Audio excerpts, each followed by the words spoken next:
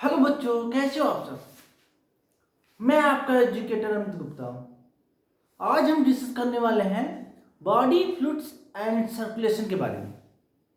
हमारी बॉडी के अंदर चीज़ें एक स्थान से दूसरे स्थान तक कैसे ट्रांसपोर्ट किया जाता है, कैसे मूवमेंट कराया जाता है, कैसे सर्कुलेशन कराया जाता है और किसके थ्रू कराया जाता है। ये चीज़ें क्या हो सकती है, जैसे कि ऑक्सीजन है, न्यूट्रिएंट्स है एंड एसेंशियल सब्सटेंस है। एक स्थान से दूसरे स्थान तक किसके थ्रू ट्रांसपोर्ट करते हैं, उसका एक माध्यम है।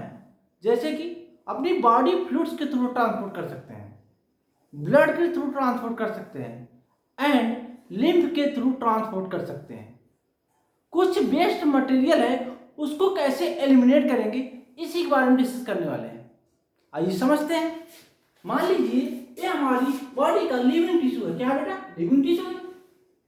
इसे हेल्दी रहना है, जिंदा रहना है, फंक्शन करवाना है, तो इसका काम है ऑक्सीजन न्यूट्रिएंट्स लगातार अपनी बॉडी के अंदर देता है, लगातार पहुंचाना होता है।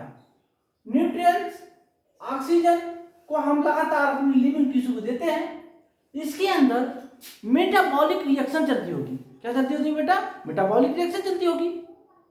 जब ऑक्सीजन ग्लूकोज के साथ बाइंड होता है तो ऑक्सीजन का काम है ग्लूकोज को ऑक्सीडाइज कर देना। जब ऑक्सीडाइज हो जाएगा ग्लूकोज तो इसमें कुछ मेटाबॉलिक रिएक्शन चलने के बाद एटीपी बनती होगी, एनर्जी बनती होगी, कुछ वेस्ट मटेरियल बनता होगा, कुछ एस्केटिव प्रोडक्ट बनता होगा। हम अपनी बॉडी के अंदर oxygen, nutrients and essential substance को ले जाएंगे और कुछ वेस्ट मटेरियल को एलिमिनेट करते हैं।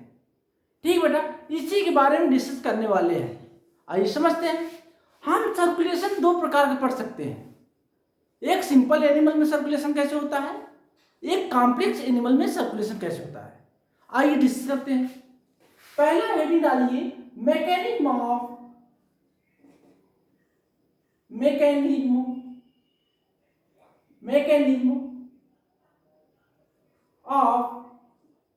सर्कुलेशन। पहला हेडिंग है आपका बेटा सिंपल सर्कुलेशन। सिंपल एनिमल में कैसे सर्कुलेशन होता है। ठीक बेटा। दूसरा है हेडिंग का नाम कॉम्प्लेक्स एनिमल में कैसे सर्कुलेशन होता है। आइए डिस्कस करते हैं।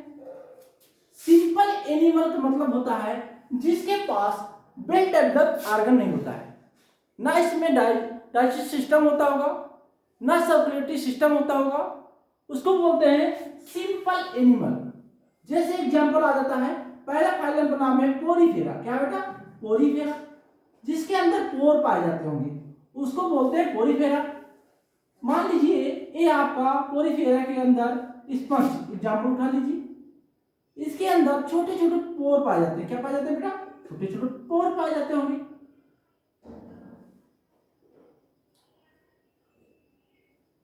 इस पोर को बोल सकते हैं ओस्टिया। क्या बोल सकते हैं बेटा? ओस्टिया। इस माउस को बोल सकते हैं ऑस्कुलम। क्या बोलते हैं बेटा? ऑस्कुलम। हम पोरीफेरा के चारों तरफ पानी भरा होता है। क्या होता है बेटा? पानी भरा होता है। जब ये वाटर चारों तरफ होता है, वाटर के साथ साथ एंट्री होती है, ऑक्सीजन की भी होती होगी, कुछ न्यूट्रिएंट्स जाता होगा, कुछ वेस्ट मटेरियल जाता होगा हमारी बॉडी के अंदर। जो वेस्ट मटेरियल बनता होगा, आता होगा, इसमें हम ऑस्कुलम के थ्रू बाहर कर देते होंगे, ओस्टिया के थ्रू अंदर आता है। इस प्रक्रिया को बोल सकते हैं वाटर सर्कुलेशन होता है।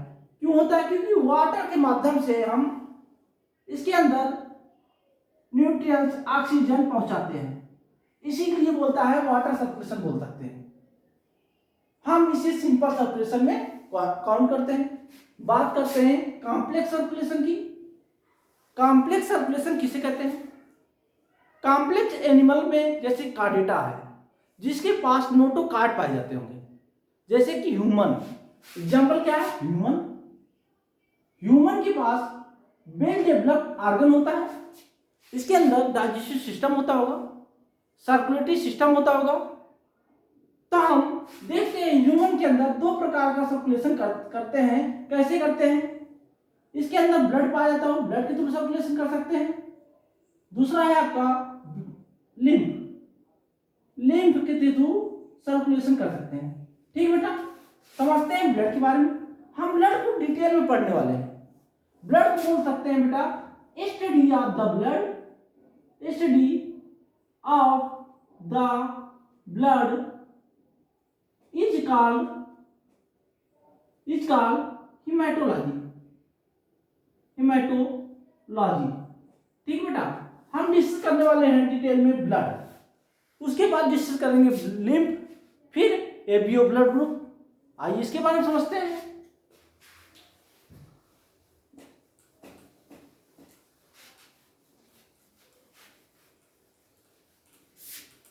हेडिंग का नाम डालिए ब्लड।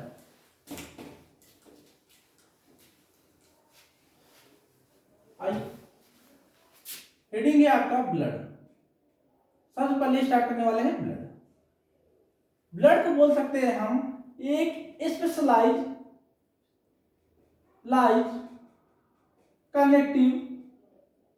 कनेक्टिव टिश्यू का मिलकर बना होता है, टिश्यूज। ठीक बेटा, हम ब्लड को दो कंपोनेंट में डिवाइड कर सकते हैं। पहला क्या है? पहला है बेटा प्लाज्मा। क्या है बेटा? प्लाज्मा।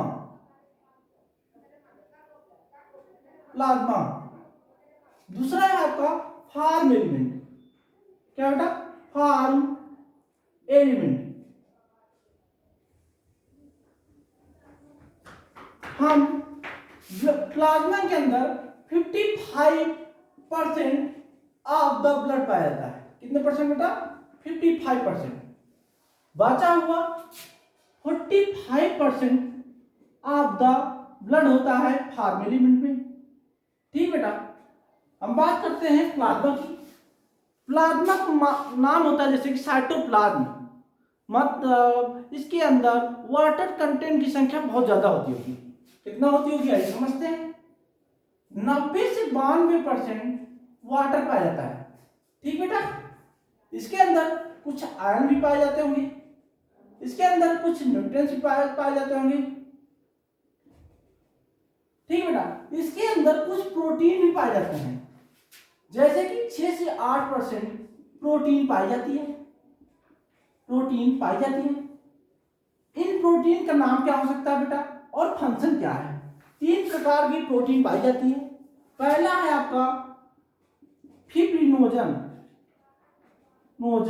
ठीक बेटा, दूसरा है आपका ग्लोबुलिन, तीसरा है आपका एल्बुमिन। ठीक बेटा, इसका फंक्शन क्या है? जैसे कि इसमें क्या करता है बेटा, क्लॉटिंग फैक्टर की तरह काम करता है। Clotting factor. ठीक बेटा, ग्लोबुलिन काम है इम्यूनिटी प्रदान करना। क्या बेटा? इम्यूनिटी प्रदान करता है। डिफेंस मैकेनिज्म की तरह काम करता है। एल्बुमिन काम है बॉडी बैलेंस बनाना, हमारी बॉडी को बैलेंस बनाता है, जिसको बोल सकते हैं ऑस्मोटिक बैलेंस बनाता है।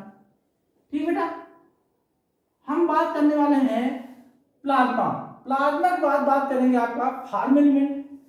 प्लाज्मा में देखा गया 55% ऑफ द ब्लड पाया जाता है, 45% ऑफ द ब्लड पाया जाता है फार्म एलिमेंट में। हम फार्म एलिमेंट में क्या पढ़ते हैं? पहले आएगा आपका आरबीसी पढ़ते हैं, दूसरा आएगा डब्ल्यूबीसी बेटा, तीसरा आता है प्लेटलेट। हम आपको डिटेल में करने वाले हैं आरबीसी, डब्ल्यूबीसी, प्लेटलेट। आरबीसी को बोल सकते हैं रेड ब्लड सेल, डब्ल्यूबीसी को बोल सकते हैं व्हाइट ब्लड सेल, प्लेटलेट को बोल सकते हैं थ्रोम्बोसाइट्स। जिसके अंदर हीमोग्लोबिन पाया जाता है उसको बोलते हैं, रेड कलर का होता है आरबीसी। जिसके अंदर हीमोग्लोबिन की मात्रा नहीं पाई जाती है उसको बोलते हैं डब्ल्यूबीसी। और एक प्लेटलेट, हम इसको डिटेल में ले जाने वाले हैं, आरबीसी, WBC और प्लेटलेट के बारे में। आइए समझते हैं।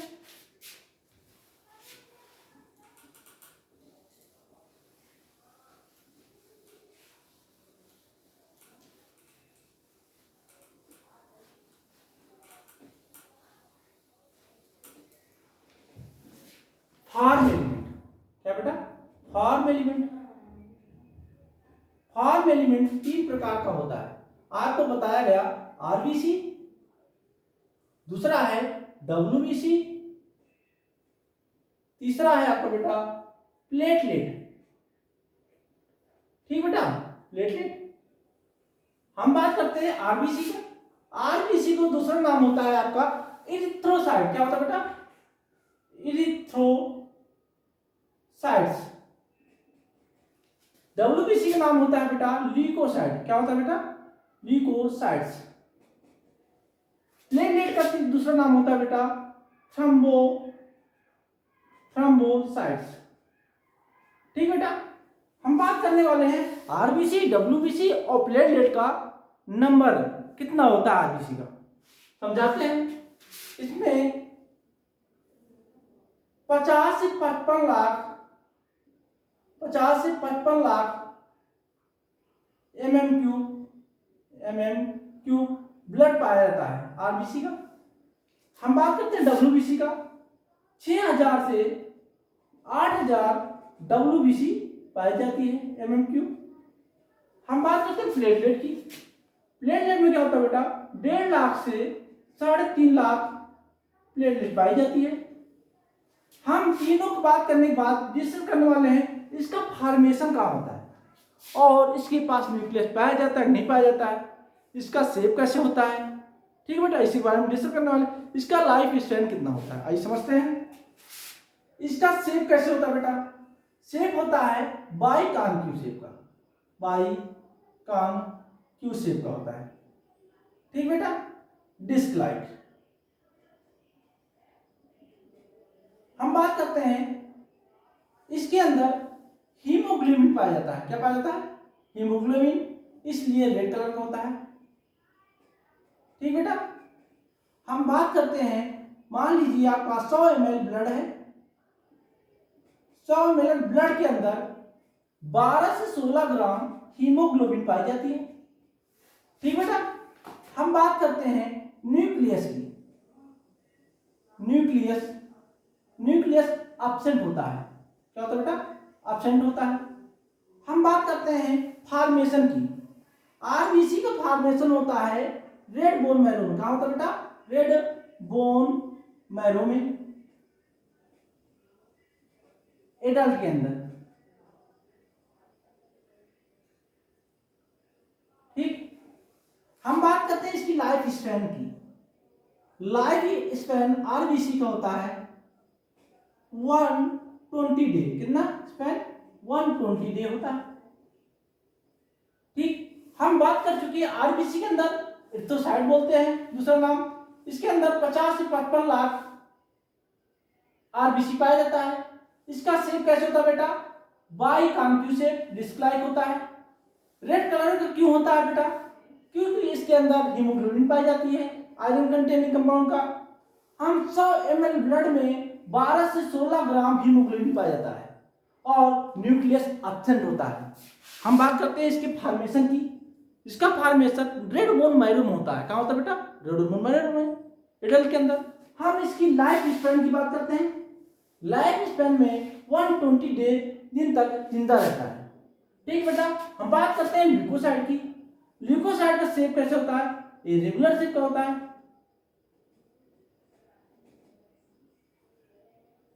ठीक बेटा, हम बात करने वाले हैं इस टाइप है।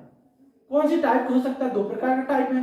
पहली बात देखते हैं, न्यूक्लियस प्रेजेंट होता है। क्या होता है बेटा? न्यूक्लियस प्रेजेंट होता है।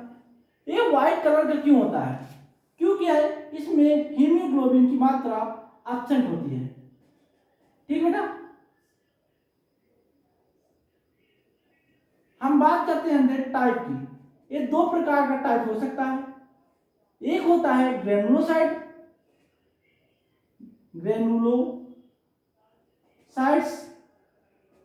दूसरा है जिसके पास ग्रेनुल नहीं पाए जाते हैं, उसको बोलते हैं ए ग्रेनुलोसाइट्स। ठीक बेटा, इसके अंदर पढ़ने वाले हैं आपका बेटा बैसोफिल, दूसरा है आपका बेटा इओसिनोफिल, तीसरा है आपका बेटा न्यूट्रोफिल। क्या बेटा? न्यूट्रोफिल। हम अभी ग्रेनुलोसाइट, एक ग्रेनुलोसाइट को डिटेल में पढ़ने वाले हैं, इसका परसेंटेज कितना होता है और इसका फंक्शन क्या है। एक ग्रेनुलोसाइट में पढ़ते हैं आपके बेटा मोनोसाइट। क्या पढ़ते हैं बेटा? मोनोसाइट्स। और पढ़ते हैं आपका लिम्फोसाइट्स।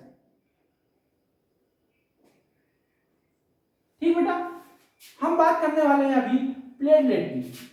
एक प्लेट लाइक होता है, कैसा से होता है? प्लेट लाइक होता है, इसलिए प्लेट लाइक होता है तो इसको बोलते हैं प्लेटलेट। इसको हम न्यूक्लियस पाया जाता है, नहीं पाया जाता है, न्यूक्लियस एब्सेंट होता है।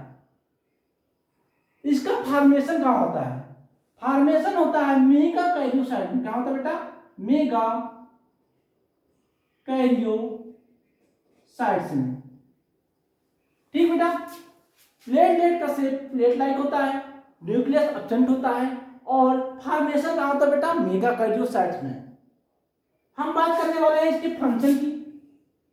फंक्शन क्या करता है? फंक्शन कैसे होता है? फंक्शन है क्या बेटा? क्लॉटिंग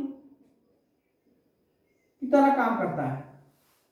ठीक बेटा, हम डिस्कस करने वाले हैं अभी आपको बेटा ग्रेनुलोसाइट। एक ग्रेनुलोसाइट के बाद इसके बाद पढ़ने वाले हैं एबीओ ब्लड ग्रुप। आइए समझते हैं ग्रेनुलोसाइट, एक ग्रेनुलोसाइट के बारे में।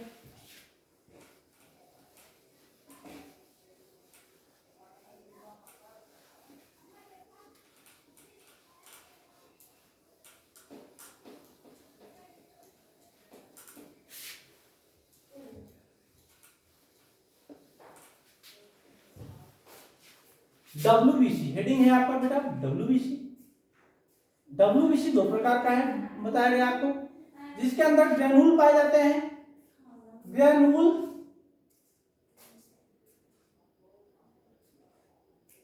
लोसाइट्स। जिसके अंदर ग्रेनुल नहीं पाए जाते हैं उसको बोलते हैं एग्रेनुलोसाइट्स, एग्रेनुलोसाइट्स।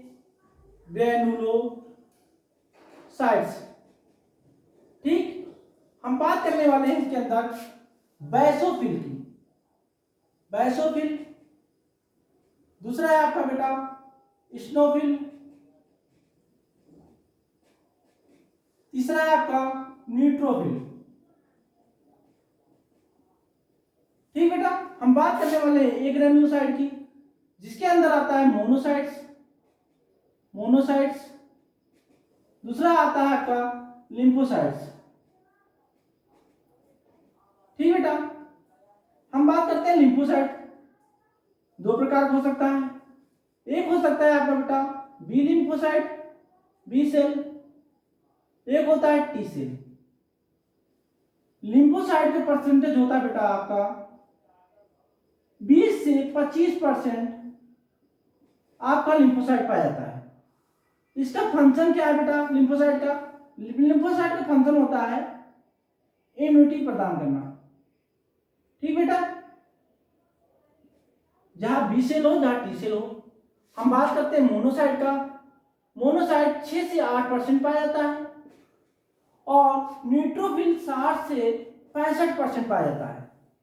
स्नोफिल की बात करते हैं 2 से 3% पाया जाता है और बैसोफिल पाया जाता है 0.5 to 1%। सबसे कम बैसोफिल पाया जाता है, सबसे ज्यादा न्यूट्रोफिल पाया जाता है। स्नोफिल का परसेंटेज 2 से 3%, लिम्फोसाइट का 20 से 25%, मोनोसाइट का 6 से 8%। लिम्फोसाइट बी सेल होता है, टी सेल होता है, जो कि इम्यूनिटी प्रदान करता है। मोनोसाइट एंड न्यूट्रोफिल ये दोनों मिला के बताते हैं कि फाइगोसाइटोसिस करता है, फाइगोसाइटोसिस करता है, फाइगोसाइटोसिस करवाता है। हम बात करते हैं स्नोफिल की। स्नोफिल एलर्जिक रिएक्शन कराता है, रिएक्शन करता है। ठीक बेटा, हम बात करते हैं बैसोफिल। बैसोफिल जो होता है 3 केमिकल सिक्रीशन करता है। आइए समझते हैं कौन सा केमिकल हो सकता है। पहला केमिकल का नाम है आपका बेटा हिपैरिन, हिपैरिन। दूसरा है आपका हिस्टिडीन। तीसरा है आपका बेटा सीरोटोनिन। ठीक बेटा, हिपैरिन काम होता है बेटा एंटी कागुलेंट की तरह काम करता है, एंटी कागुलेंट। ठीक बेटा, हिस्टिडीन काम है वैसोडाइलेशन करवाता है, हमारी बॉडी के अंदर वैसोडाइलेशन करता है। इसका मतलब होता है ब्लड प्रेशर कम करवा देता है। सीरोटोनिन काम आता है वैसोकंस्ट्रिक्टर करवाना, मतलब ब्लड प्रेशर को इंक्रीज कर देता है। ठीक बेटा, मार्च पढ़ चुके हैं डब्ल्यूबीसी। डब्ल्यूबीसी ग्रेनुलोसाइट, एक ग्रेनुलोसाइट। ग्रेनुलोसाइट 3 प्रकार हो सकता है, बेसोफिल, एसिनोफिल एंड न्यूट्रोफिल। सबसे ज्यादा 60 से 65% आपका न्यूट्रोफिल पाया जाता है। मोनोसाइट और न्यूट्रोफिल फाइगोसाइटोसिस करवा सकता है। लिम्फोसाइट क्या करता है बेटा, इम्यूनिटी प्रदान करता है। इसकी परसेंटेज की बात करते हैं 20 से 25% हो सकता है। एक बहुत इंपॉर्टेंट है बेसोफिल, इसके पास 3 केमिकल सिक्रीशन करता है, जिसका नाम है heparin, histidine and serotonin. Heparin काम होता है बेटा एंटीकोगुलेंट की तरह काम करता है। हिस्टिडीन काम है बेटा वैसोडाइलेशन करना, और सीरोटोनिन काम है वैसोकंस्ट्रिक्टर करवाना। इसका मतलब होता है ब्लड प्रेशर को बढ़ा देना, और वैसोडाइलेशन का मतलब होता है बेटा ब्लड प्रेशर को कम कर देता है। ठीक बेटा, आज का टॉपिक यहीं तक पढ़ाते हैं। कल पढ़ाने वाले हैं आपका ब्लड ग्रुप की। 2 प्रकार का ब्लड ग्रुप होता है, एक एबीओ टाइप का, एक आरएच फैक्टर। आरएच फैक्टर ज्यादातर 80% ह्यूमन में पाया जाता है। आरएच पॉजिटिव भी हो सकता है, आरएच निगेटिव भी हो सकता है। हम कल पढ़ने वाले हैं कौन सा एक्सेप्टर है, कौन सा डोनर है। ठीक है बेटा, इसी के बारे में डिस्कस करेंगे। आज का टॉपिक यहीं तक।